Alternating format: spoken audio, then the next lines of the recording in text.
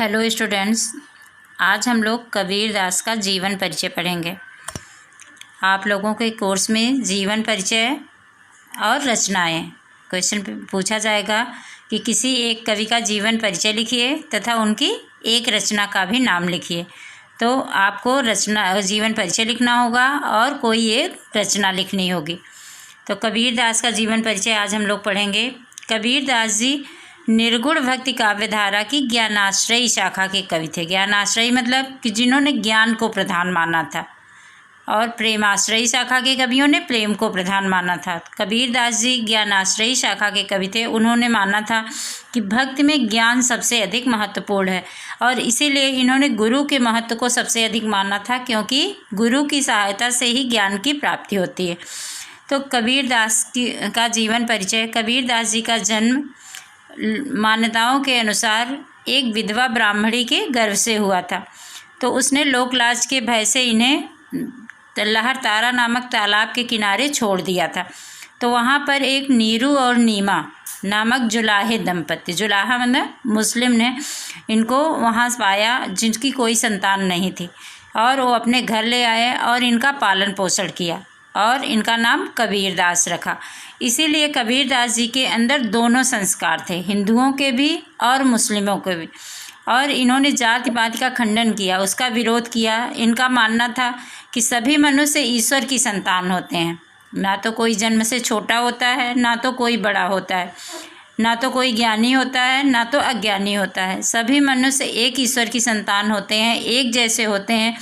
फिर जैसे उनके कर्म होते हैं उसी के अनुसार वे ज्ञान की प्राप्ति करते हैं और जीवन में उन्नति करते हैं। तो किसी को छोटा या बड़ा नहीं समझना चाहिए। इसीलिए इनके शिष्यों में हिंदू और मुस्लिम दोनों थे, और इन्होंने हिंदुओं के भी जो आडंबर थे, हिंदू धर्म में भी जो आडंबर माने जाते थे उनका भी विरोध किया। मुसलमानों में भी जो आडंबर माने जाते थे उनका भी विरोध किया।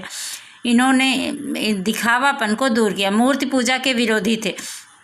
और दोनों के बारे में जो भी विरोध होता था, जो भी इनको लगता था कि जो कुरीतियाँ हैं जिनका पालन हमारे लिए आवश्यक नहीं है, उनका ये खुलकर विरोध करते थे। इनका विवाह भी हुआ था, और इनकी पत्नी का नाम लोई तथा इनके पुत्र का नाम कमाल था। और ये पढ़े लिखे नहीं थे, जिसको कि इन्होंने स्वयं स्वीकार किया है कि मस कागज छुयो नहीं, कलम गही नहीं हाथ। मस मतलब होता है स्याही। तो इन्होंने खुद स्वीकारा है कि ये पढ़े लिखे नहीं थे, लेकिन जो भी ये गाते थे इनके शिष्य उनको लिख देते थे, और उन्हीं को लिख करके उनके दोहे प्रकाशित होते थे। तो लेकिन ना पढ़े लिखे होने के बावजूद समाज की जितनी कुरीतियाँ थीं, जितनी बुराइयाँ थीं, उनके ऊपर इन्होंने प्रकाश डाला, लोगों को जागरूक करने का प्रयास किया और समाज सुधारक का कार्य किया। कि कहते हैं कि कबीर दास जी कवि तो होते ही, कवि होने के साथ साथ वे एक सच्चे समाज सुधारक थे। तो इस तरह उनका जीवन परिचय लिखेंगे। और इसमें देखिए इनकी आयु जो है 120 वर्ष मानी जाती है।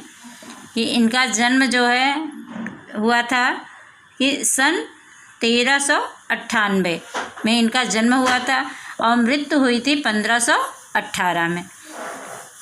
और ये दोहे जो लिखे गए हैं इसको भी याद कर लेंगे, इसको ब्लैक पेन से लिख देंगे कॉपी में। और इस तरह से देखिए नीचे फिर इन्होंने खुद लिखा है, कहा है कि मस कागज छुयो नहीं, कलम गही नहीं हाथ। और इसी तरह से फिर रचनाएं जो हैं, इनकी रचनाओं का संकलन जो है वो बीजक है इनकी रचना। और उसके 3 भाग हैं। 3 भाग कौन कौन से हैं?